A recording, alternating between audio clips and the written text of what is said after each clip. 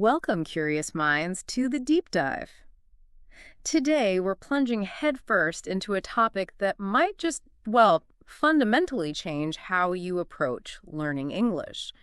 You know that widely held belief, that common wisdom, that to truly master spoken English, to really become fluent, you absolutely need a conversation partner, someone to talk to practice with, to correct your mistakes in real time. Well, you've heard it before, and it's a notion that keeps many learners feeling, stuck.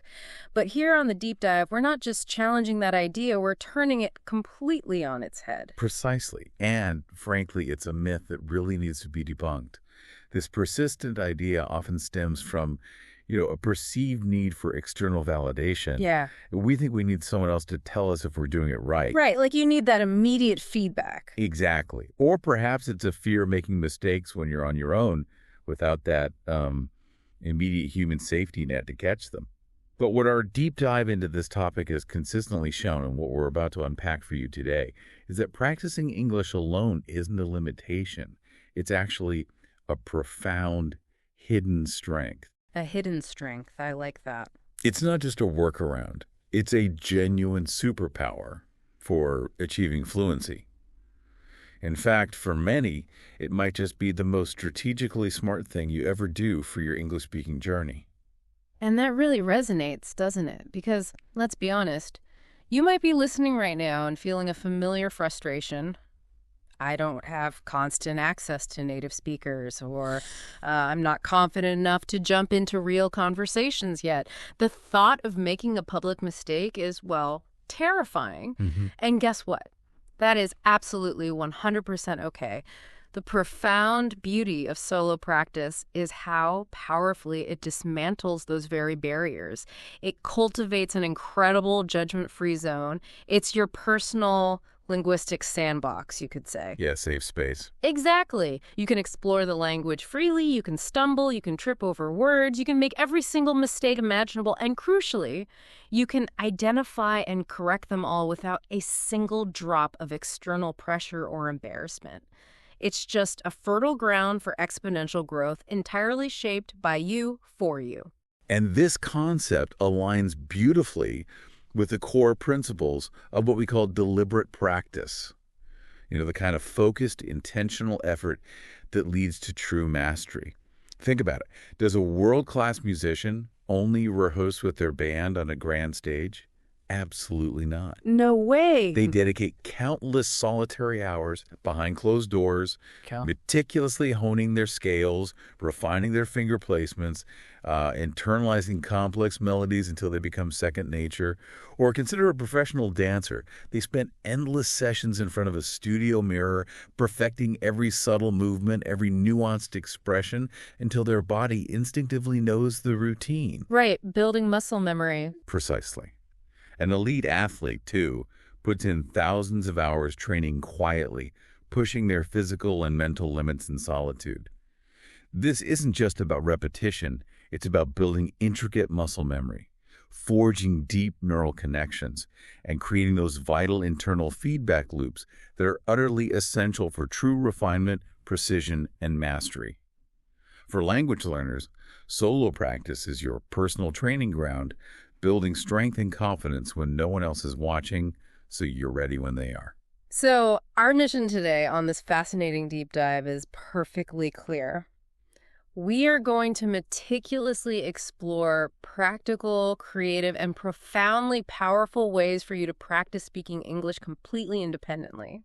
We're talking about techniques that are so effective, they almost feel like unlocking secret levels of fluency. We'll dive into the remarkable power of self-talk, the transformative technique of shadowing, the imaginative freedom of role-playing, the engaging journey of storytelling, and even the ultimate linguistic integration, making English your innermost voice. Forget the limiting belief that you need a partner. You're about to discover that all you truly need are your own voice, your own thoughts, and just, a little bit of courage to begin. And it's absolutely vital to understand that what we'll be discussing today aren't just isolated tricks or fleeting quick fixes. These methods represent fundamental shifts in how you interact with the English language on a deeply personal, almost intimate level. That's a fundamental shift, okay? They reshape your cognitive processes, allowing you to integrate English into the very fabric of your daily life in a way that genuinely propels your fluency forward. It's about building an organic, living relationship with the language from the inside out, transforming it from something external you study into something internal you do and live. All right, curious minds, let's peel back the layers on our very first solo speaking superpower, self-talk. Now, I know what some of you might be thinking talking to myself. Isn't that a bit, well, lonely or even a little odd? Isn't that what eccentric characters in movies do? Chuckle softly. Ugh. Yeah, it gets a bad rap sometimes. It does. But honestly, this is perhaps the most underrated yet profoundly effective technique in your entire English fluency arsenal. Expert, what's the real magic behind just speaking to yourself? It sounds so, well, deceptively simple. That's a fantastic point because it does sound almost too simple to be effective, doesn't it? But the true genius of self-talk lies in its incredible cognitive power. Imagine your brain has two distinct reservoirs of English. One is your passive knowledge. This is the vast ocean of vocabulary, grammar rules, phrases you understand perfectly when you read or watch a movie or listen. It's all in there, your linguistic library. Okay, the stuff I know but can't always use. Exactly. But this knowledge isn't immediately accessible for speaking. The second reservoir is active fluency. That instant, effortless recall and production of language when you're actually talking. That ability to pull out exactly the right word or phrase without conscious effort. Self-talk is the crucial bridge that constantly pulls information from your passive knowledge and forces it into active use. It's like building and strengthening new neural pathways. Okay. Creating those critical connections so that when you do need a word or a phrase in a real conversation, it's already there, ready to go without that awkward pause or mental search. It transforms your comprehension into immediate verbal expression. So it's not just about practicing words, it's about making them instantly available for spontaneous use. I can absolutely see how that would be a game changer, especially for those moments when you feel a word is on the tip of your tongue but just won't come out. But for someone who's never consciously done this, how do you even begin? Do you just start narrating your morning routine like a sports commentator? And what if I feel, well, a little silly doing it? I mean, who actually talks to themselves all day? Chuckles. Yeah. That's a great question. And no, you don't have to turn into a full-blown sports commentator right away, although, you certainly could. And it's completely normal to feel a bit silly at first. Most people do. The key is to start small and make it a natural, almost subconscious extension of your day. The simplest, most accessible way. Begin by describing your actions as you're doing them. Okay. For example, if you're in the kitchen, instead of just thinking, I'm making coffee, actually say it aloud. I'm boiling the water now, I'm pouring it into the cup. Next, I'm adding a spoon of sugar, and then I'll stir it. This instantly and naturally practices the present continuous tense in a meaningful context. Right, because you're actually doing it. Exactly. You could be getting dressed. I'm putting on my socks, then my shoes. Now I'm buttoning my shirt. Or even just looking around your room. I'm looking at the lamp. It has a nice soft glow. I see my book on the table.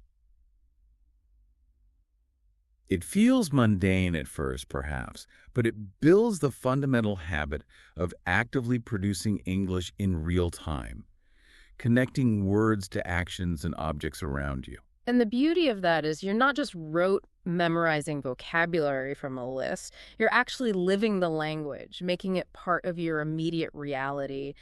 How do you then expand on that to cover more grammatical ground to make sure you're getting a full linguistic workout? Precisely. Once you're comfortable with describing present actions, you can naturally cycle through other crucial tenses. As you're walking to the store, perhaps recount your day so far. This morning, I woke up a bit later than usual. Then I had a quick breakfast and checked my emails before leaving. Now you're effortlessly in the past tense, recalling events chronologically. Okay, just naturally narrating the past. Right. Or, as you plan your evening, project into the future. Later, I might go for a walk in the park. I should probably finish that report before dinner, otherwise I won't be able to relax. See how you effortlessly integrate modal verbs like might and should for possibilities and obligations, and future tenses like won't be able to. Yeah, it just flows out of the situation. This conscious yet fluid selection of verb tenses and moods is incredibly important because it builds grammatical precision and flexibility without the pressure of an external listener. You're becoming your own grammar drill sergeant, but a very gentle, patient, and highly effective one. That's brilliant. And it means you're always practicing relevant language for your life, not just abstract textbook sentences. What about pushing it beyond simple descriptions and narratives? How do we introduce more complex thought processes and articulate opinions? Now this is where self-talk truly becomes fascinating and, well, powerful. Elevate your practice by expressing your opinions on things. Look at a news headline, a movie review, or even just what's for dinner, and say aloud, "In my opinion, this new policy could have both positive and negative impacts on our community." So, forming actual judgments. Exactly. Or reflect on a book you're reading. I think this character is incredibly well developed, but frankly, I don't agree with their choices at all. They seem counterproductive. Well, You're not just retrieving words, you're articulating nuanced thoughts, forming complex sentences with opinion verbs, transition words, and even mentally preparing for debates or discussions you might have later. You're building your argumentative muscles, so to speak. that's a powerful way to expand the complexity. And for those of us who also want to refine our sound, our pronunciation and the rhythm of our speech, can self-talk help there too? Absolutely. And here's a truly advanced trick that still keeps it simple. Grab a mirror. It sounds silly, I know, to talk to your reflection, but it's incredibly effective. Okay, the mirror technique. As you talk, actively watch your mouth. Pay close attention to your intonation, that beautiful musicality of your voice, the way it rises and falls to convey meaning and emotion. Notice how your voice changes when you ask a question versus make a statement.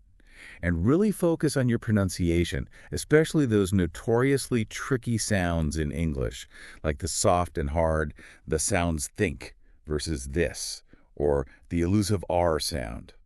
Watch how your tongue moves, how your lips form the sounds. Visual feedback. Exactly. That visual feedback, combined with hearing your own voice, strengthens the motor control needed for accurate speech production. It's a multisensory approach that makes your solo practice incredibly potent, allowing you to self-correct in real time.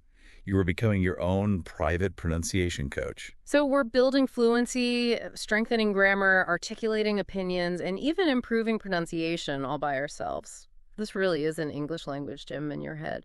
But what about simulating actual dynamic conversations? Can self-talk help with that too, especially for those moments when you need to think on your feet? Absolutely. And this is where self-talk becomes profoundly interactive and genuinely exciting. Don't just narrate. Challenge yourself. Become both the host and the guest in your own internal talk show. Okay, play both parts. Ask yourself questions and then genuinely answer them, giving detailed, thoughtful responses.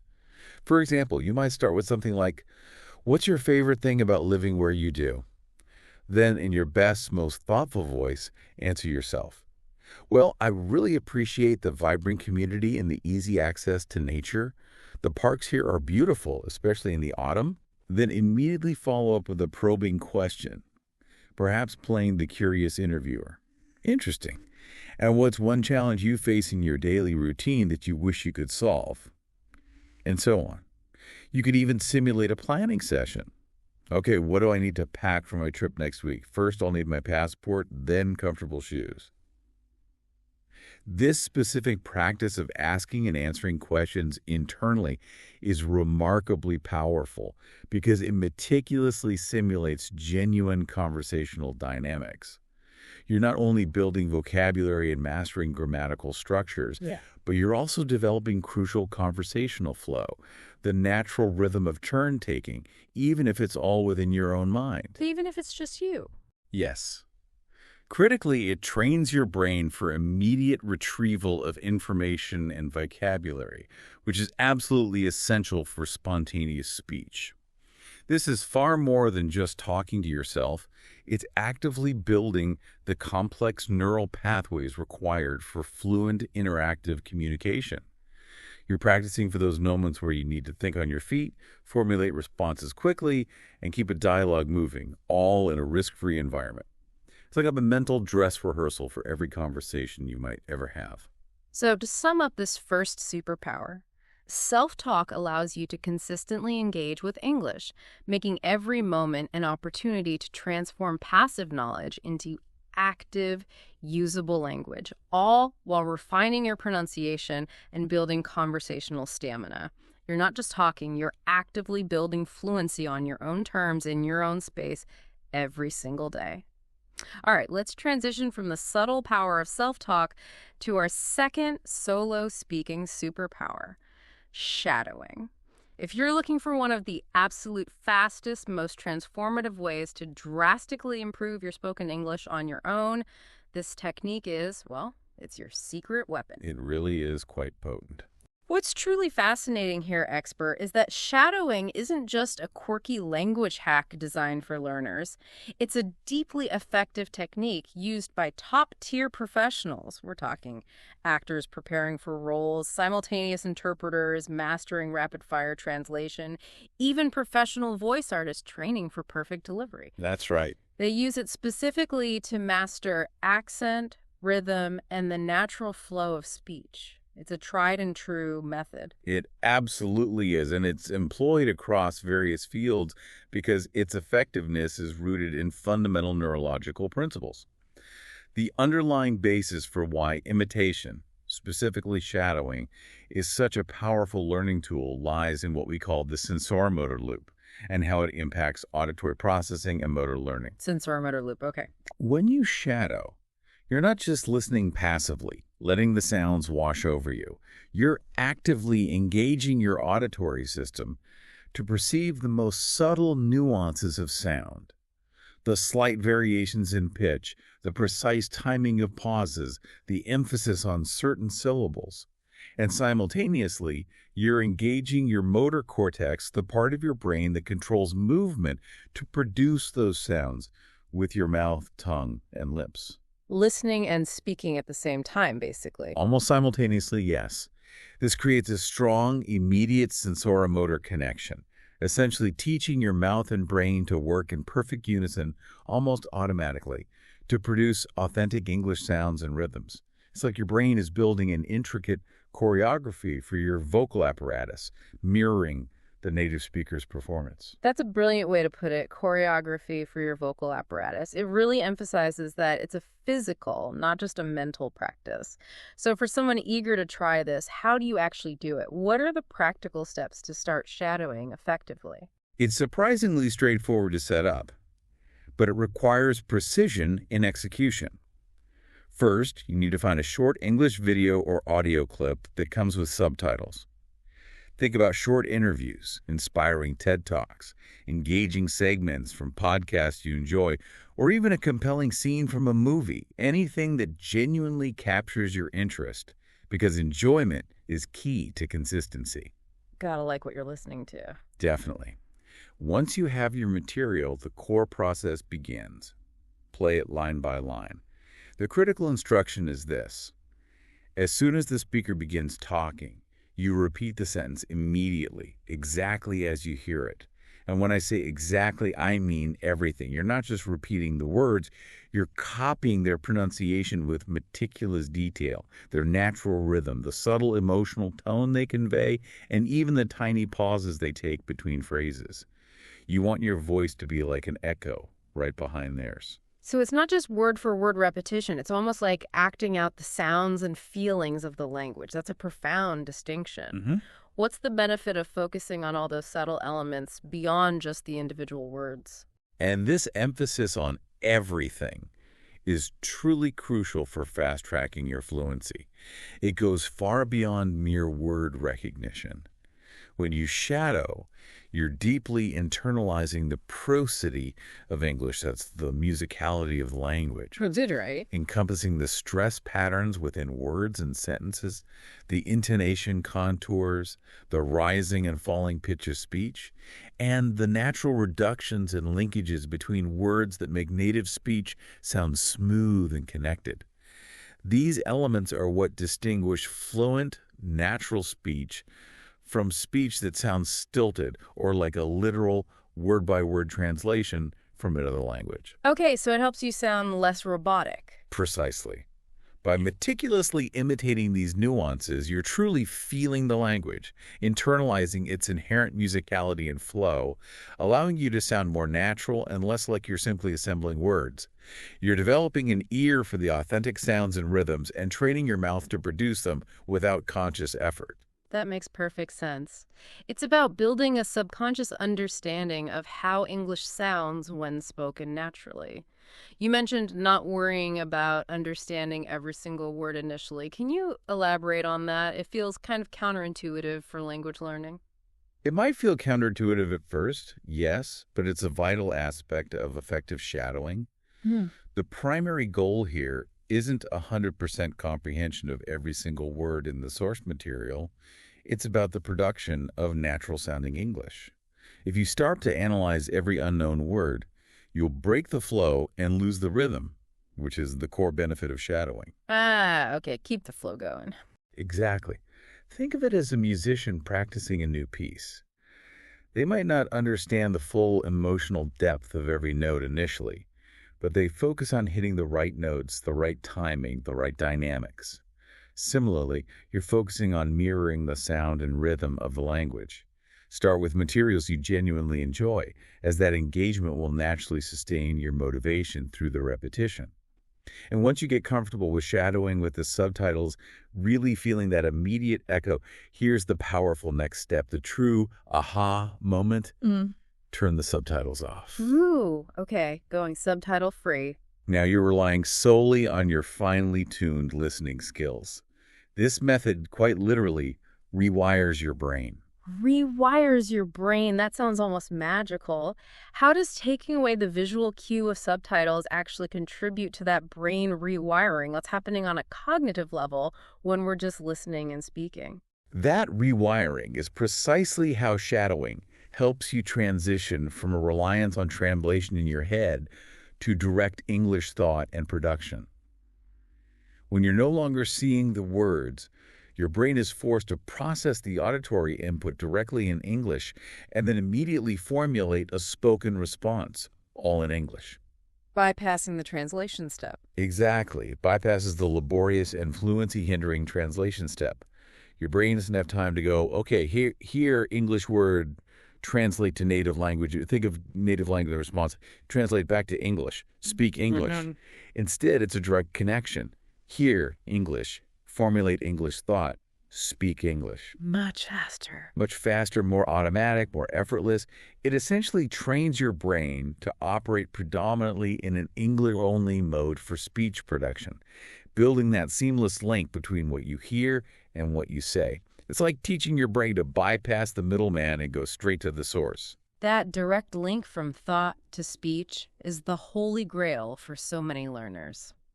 So, to really hammer home the core benefits, beyond the brain rewiring, what are the most significant outcomes a learner can expect from consistently incorporating shadowing into their practice? The core benefits are truly transformative. Firstly, shadowing consistently trains you to think in English, effectively eliminating that cumbersome and slow translation step in your head. Secondly, and equally important, it forces you to speak at a natural, native-like pace. We often hesitate and slow down when we're forming sentences, but shadowing pushes you to match the speed of a fluent speaker. Keeps you up to speed. Absolutely. This relentless practice at a natural pace builds not just raw fluency, but also immense confidence in your ability to keep up in real conversations. It's like interval training for your linguistic muscles. Shadowing is not about being perfect from day one. It's about training your tongue and your brain to move together fast, fluently, and fearlessly. Fearlessly. That's a powerful word to associate with language learning. How does this practice specifically help reduce the fear and hesitation that so many learners experience? The fearlessly aspect is a powerful and very practical outcome of this consistent practice. By repeatedly imitating native speech patterns, often thousands of times, you're building significant muscle memory in your articulators. That's your tongue, lips, and jaw. The physical part of speaking. Right. These muscles learn the precise movements and positions required to produce English sounds accurately and quickly.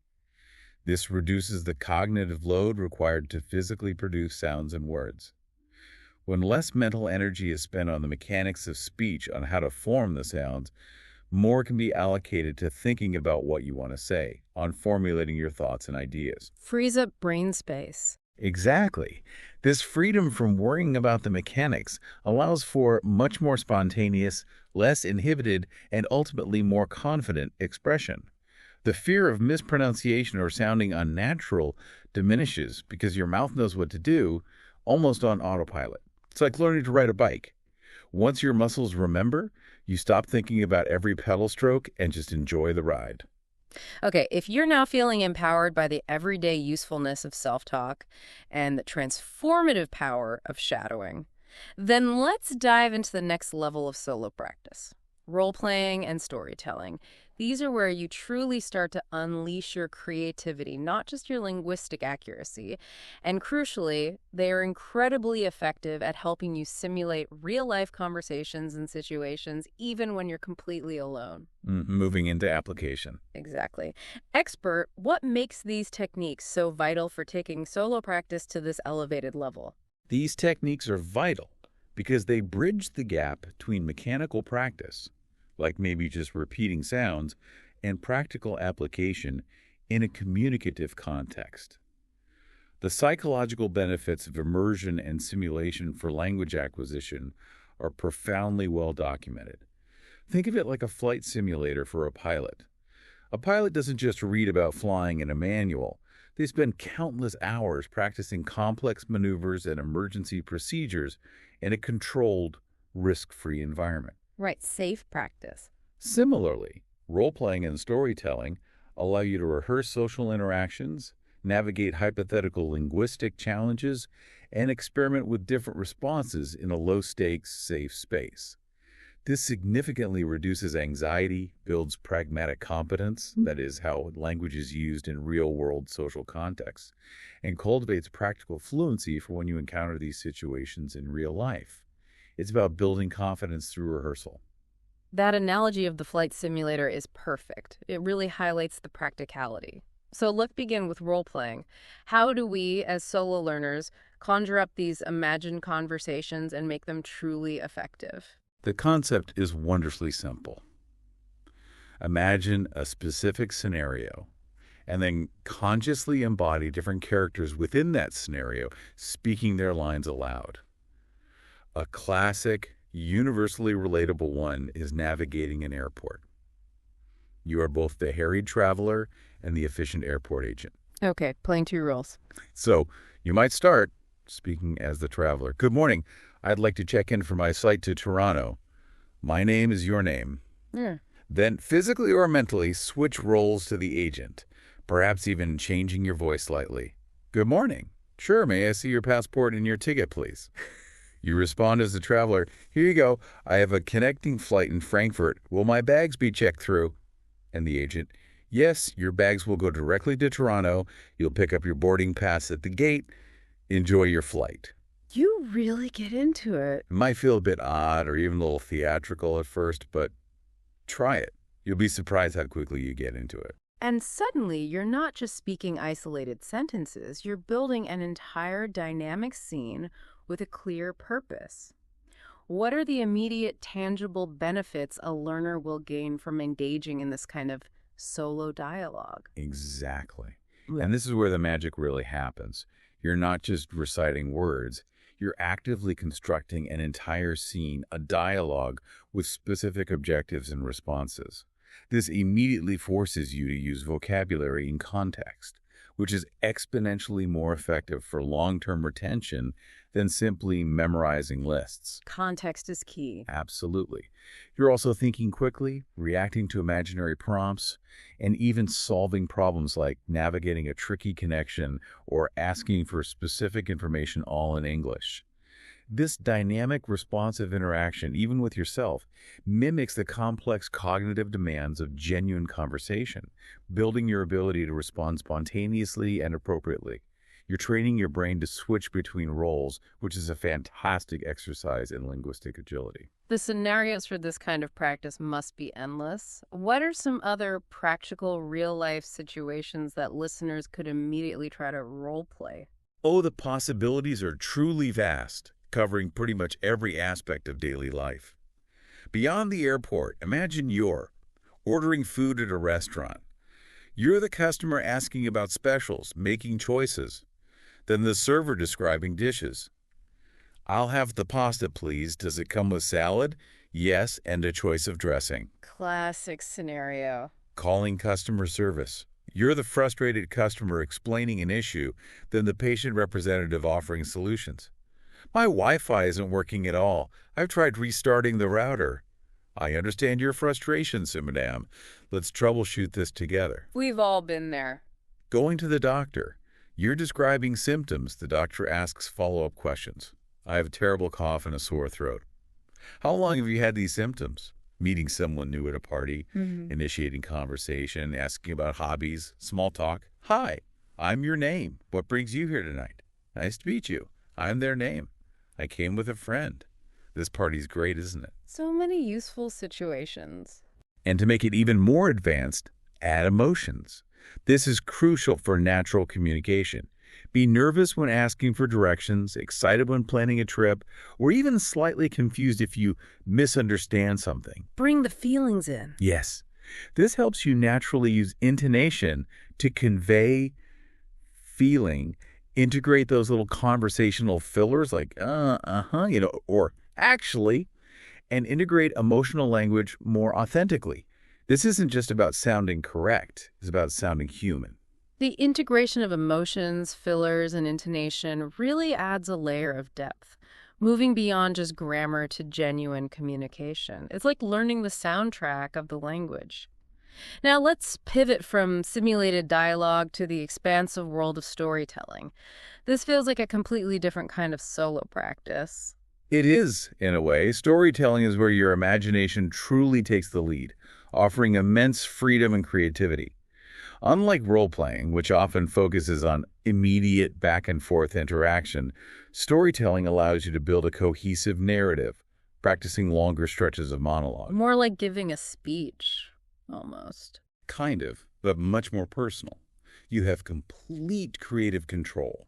You can choose to tell a story about your actual day, recounting events from morning to night, or, even more fun, invent one entirely from scratch. The key is to tell it aloud as if you were speaking to an eager listener. I love that idea of just letting your imagination run wild. Can you give us an example of how a simple story can pack a powerful linguistic punch? Absolutely. Think about this specific, slightly humorous anecdote from our sources that exemplifies how much ground you can cover with this simple story. This morning I woke up late because my alarm didn't ring. I sprang out of bed and raced to catch the bus, but unfortunately it left without me. So I decided to walk, feeling a bit dejected. Okay, setting the scene. Suddenly, on the way, I saw the most unexpected thing. A dog wearing sunglasses, calmly sitting on a park bench. It made me laugh out loud and instantly brightened my day. It's Chunkles. A dog in sunglasses. Nice touch. Right. Now analyze that. You're inherently using the past tense to recount events, employing a rich variety of action verbs like sprang, raced, decided, saw, made, brightened. You're integrating crucial transitions like because, but, so, suddenly, unfortunately, and on the way to create a coherent narrative flow. Connecting the ideas. Exactly. This teaches you how to structure your spoken output clearly, how to connect ideas, and how to maintain a listener's attention even if that listener is currently yourself. It builds both coherence and cohesion in your spoken English, which are hallmarks of fluent communication.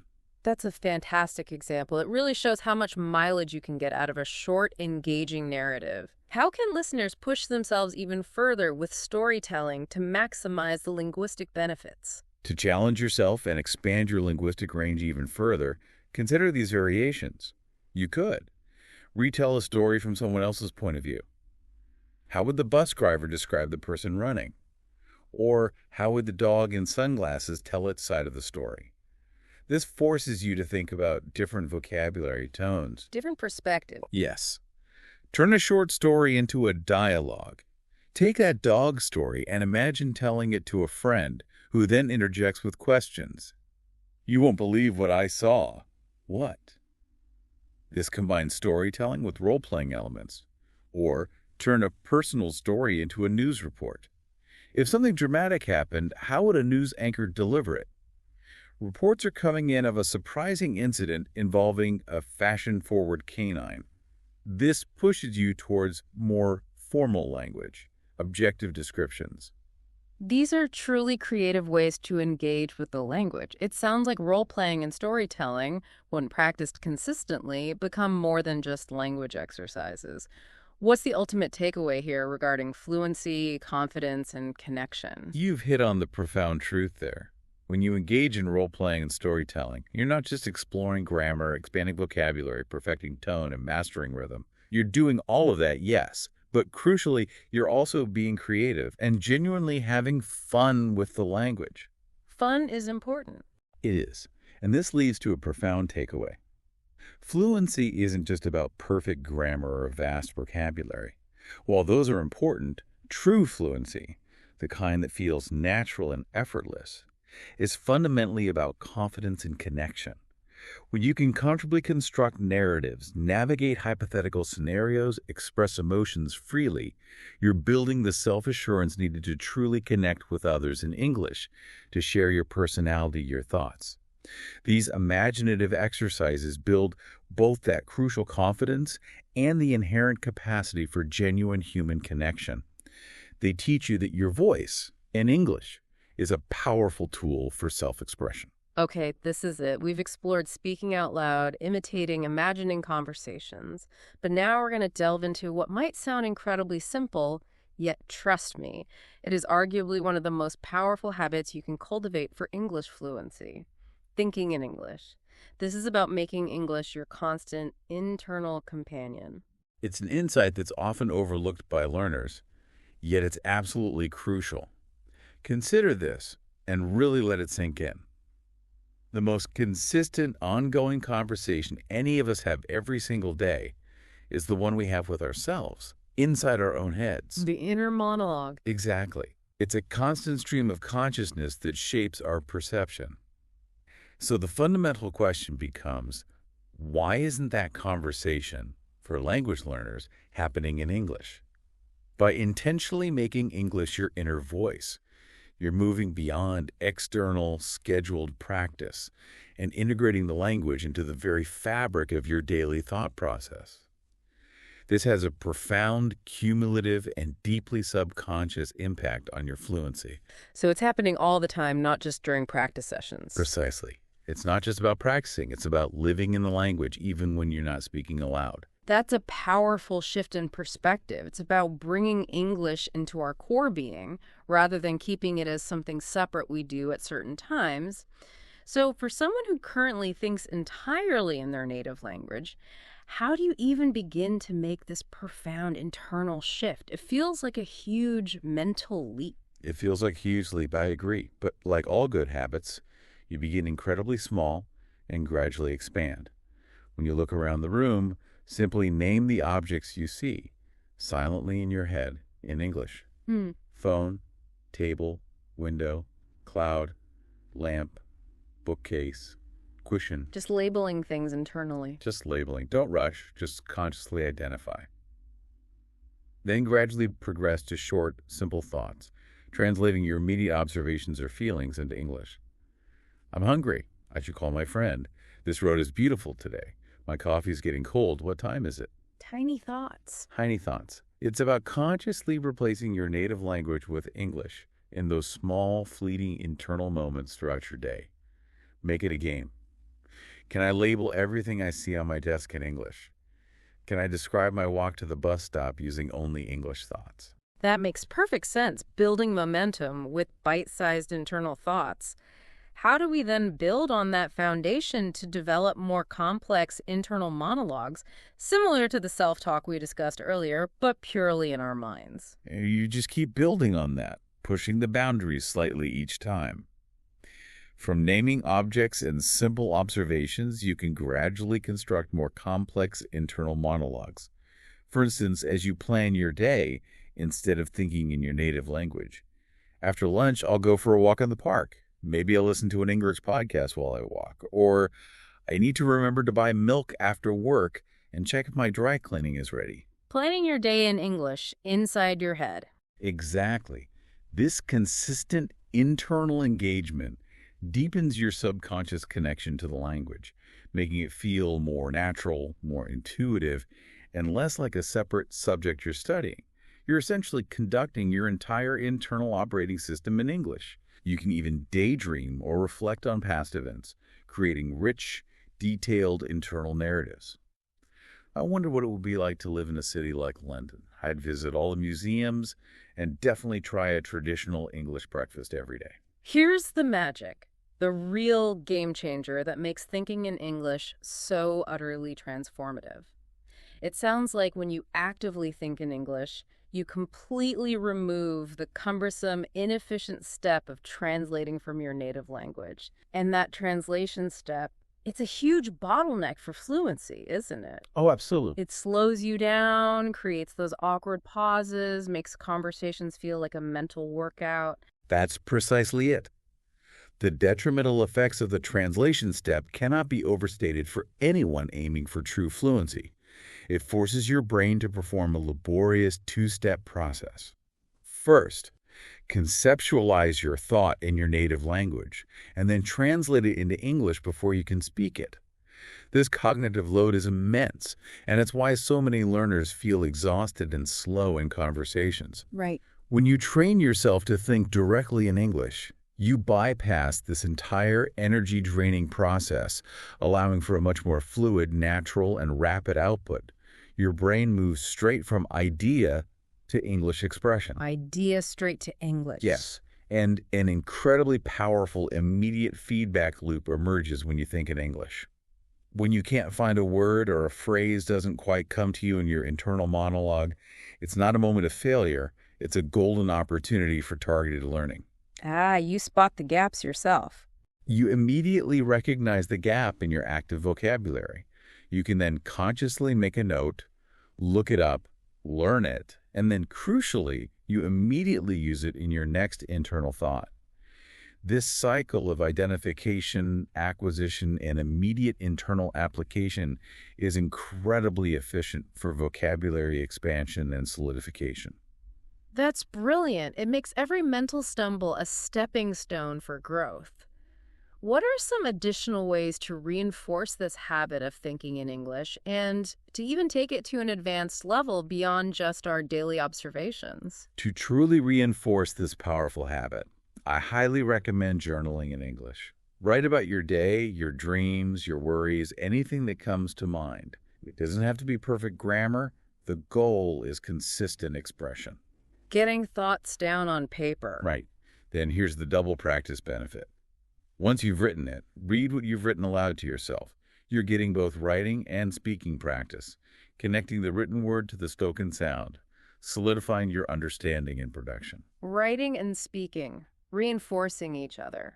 Exactly. For advanced internal tasks, you can give yourself internal challenges or mental simulations throughout the day. For example, what would I say if I suddenly met my favorite actor or author on the street? How would I introduce myself and express my admiration gracefully? Internal rehearsals. Yes. How would I explain my job or my favorite hobby to a complete stranger who knows nothing about it? What if I had to give an impromptu speech tomorrow on the importance of sustainability? What would be my key arguments? How would I structure my opening? Imagine you're solving a complex problem at work or home. Try to talk through the steps and possible solutions entirely in English in your head. Preparing mentally for real situations. These internal simulations are incredibly effective for preparing your brain for real-world interactions. By mentally rehearsing these scenarios, you're building mental agility, linguistic flexibility, and a vast reservoir of relevant vocabulary and phrases. It's like preloading your brain with useful language, making it easier to recall and deploy under pressure when a real conversation or situation arises. You're turning your mind into a constant English practice lab. So, what's the ultimate profound outcome here? When English becomes an integral part of your inner voice, what does that feel like, and how does it change your relationship with the language? When English truly becomes an integrated part of your inner voice, something remarkable happens. Fluency stops being a distant goal you're constantly chasing and simply becomes a natural, almost effortless state. You stop translating, you stop hesitating, you stop waiting for external permission or perfect opportunity to speak. You just speak. You simply start living in the language. It flows naturally because it's already flowing within your thoughts. It's no longer something you do, it's something you are. This is the ultimate goal for truly advanced language learners, moving English from a foreign subject to an integrated aspect of your identity and your daily experience. Hashtag tag outro. So let's bring this deep dive to a close with a profoundly empowering truth. Your voice is your greatest tool for learning and expressing in English. And guess what? You already have it with you everywhere you go, always. You truly don't need a conversation partner to speak. You don't need a physical classroom with a teacher. You don't even need Wi-Fi or an internet connection. No excuses. Pretty much. All you genuinely need are a few dedicated minutes each day, your voice, and a deep, unwavering commitment to yourself and your fluency journey. The power has been within you all along. We've uncovered 5 incredible ways today to practice English speaking alone, fundamentally turning what many perceive as a limiting factor into your ultimate linguistic superpower. These aren't just tips, they're genuine game changers. They really are. Yeah. First, there's self-talk, where you transform your internal monologue into active practice, allowing you to describe, express, question, and reflect. Your inner commentator. Second, shadowing, where you meticulously copy native speakers, training your mouth and ears to feel the language's rhythm and flow, bridging that gap to automatic speech. Mimic like an actor. Third, role-playing, allowing you to imaginatively simulate real conversations and build practical confidence for real-world scenarios. Your personal rehearsal studio. Fourth, storytelling, using your boundless creativity to build narrative fluency, master tenses, and structure your thoughts clearly. Unleashing your imagination. Third, finally, thinking in English, the ultimate integration, making English a fundamental constant part of your daily thoughts, eliminating translation and fostering truly effortless, spontaneous speech. Making it your inner voice. Now, don't feel like you have to implement all 5 of these techniques at once starting tomorrow morning. That's overwhelming and, frankly, probably unsustainable. Definitely start small. Instead, pick just one. Just one technique that genuinely resonated with you today, or one that addresses a specific struggle you're facing. Build it into your daily routine. Perhaps 5 minutes of self-talk while you make coffee, or 10 minutes of shadowing on your commute. Consistency is the absolute secret sauce here. Practice every day, even if it's just for 5 or 10 minutes. Those small, consistent efforts compound into truly massive progress over time. It really, truly adds up. It absolutely does. Like tiny drops filling a bucket until it overflows with fluency. Because here's the most important metaphor to carry with you for fluency. It isn't some magical gift bestowed upon a lucky few. It's a muscle, your fluency muscle. Love that. Fluency muscle. And like any muscle, the more you use it, the more consistently you train it. The stronger it gets, the more resilient it becomes, and the more effortlessly it performs. Every word you speak aloud, every thought you form in English, every time you challenge yourself, is a repetition at the gym for your language brain. So today, I leave you with this empowering challenge, this profound thought. Speak out loud. Speak to yourself. Be your own conversation partner. Because in this journey of fluency, the most important listener, the one who truly hears you first, the one who benefits most from every single word you practice, the one whose confidence will skyrocket, is you. Your voice is your power. Use it. And while this journey of mastering English might feel solitary at times, remember that the immense power to achieve fluency truly begins with your own voice and your unwavering commitment to cultivating it. Go forth and speak with yourself, for yourself, and watch your English superpower truly blossom.